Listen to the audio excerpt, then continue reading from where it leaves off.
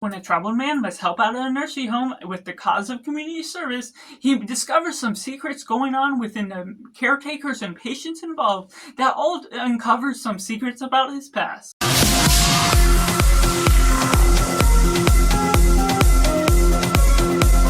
Hello and welcome to Cinema, where we focus on a film. I'm Josh, this is Simply Cinema. Let me know down in the comments below what you thought of The Home. Was it good, was it bad, or somewhere right in the middle? Or if you're waiting for this review to decide if you're going to see it or not, and taking it right in a positive. The Home is intriguing by the mystery alone that draws you in with Pete Davidson's role that's solid for what you're going into. Fans of him will be able to enjoy, of course, the sentiment and the aura to this film is undeniably haunting with the way it's executed within what it sets up.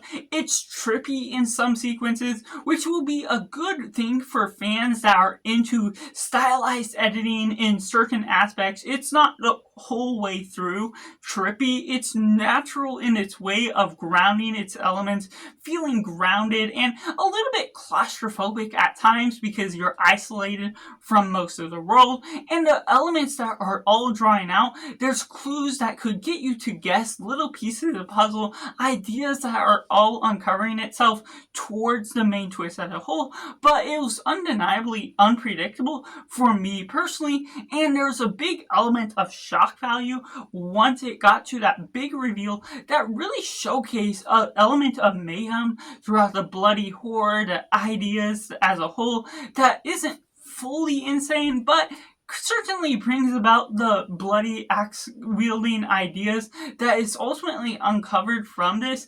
There's certainly a sense of freshness to the concept of this film, and whether you really build upon the intrigue of the mystery, whether that gravitates you to you is something that will tell you whether you will ultimately be loving the whole film as a whole, or certain parts are a big misfire. Which takes me into the mix elements.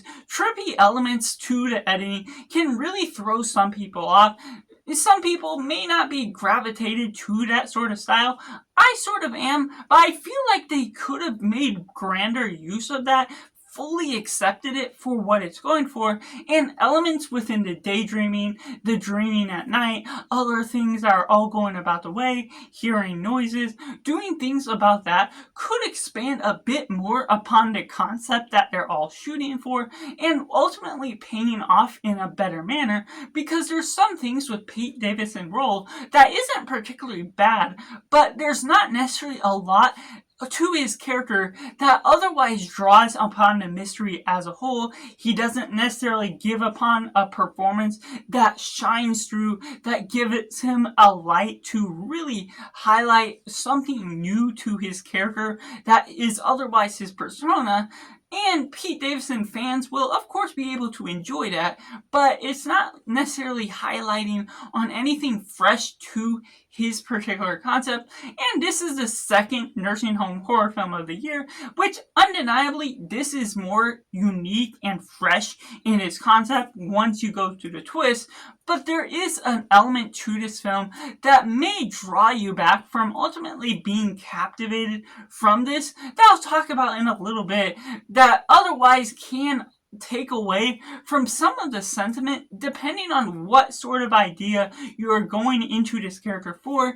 Whether you're invested in all the side characters will really depend on the element of mystery that will either intrigue you and draw you in or force you out from boredom. Which takes me into the negatives, to which I feel there's a concept to this mystery that feels forced. The writing feels connived in a way that's manipulative, in a way that's trying to draw you into the mystery. While it's not necessarily the worst in what it's doing, the concept is intriguing enough. Certain elements here and there get you captivated enough by what is all going on. There's also an element to Pete Davidson's character that he's a troublemaker in the concept of what leads him into this nursing home, having to help out, but there doesn't feel like there's enough time dealt with his character, his transformation, to ultimately be helping out with these people as a whole, to be willing to help out in a more fashionable, more willing manner that he ultimately leads on to. And of course, with some of the horror tropes that all leads on within this film, you're leading this character into situations that you otherwise wouldn't expect this character to go into because of everything that's going on. He's forbidden to go to the fourth floor, and yet he still does in other circumstances after he's told not to. And the way that all comes about shows that there's a problem with some of the writing. There's not necessarily enough time spent with these characters, enough change in the scenery to formulate his motivation that properly executes the story in a better manner. So that really shows some issues along the way, that the mystery isn't fully as captivating all the way through.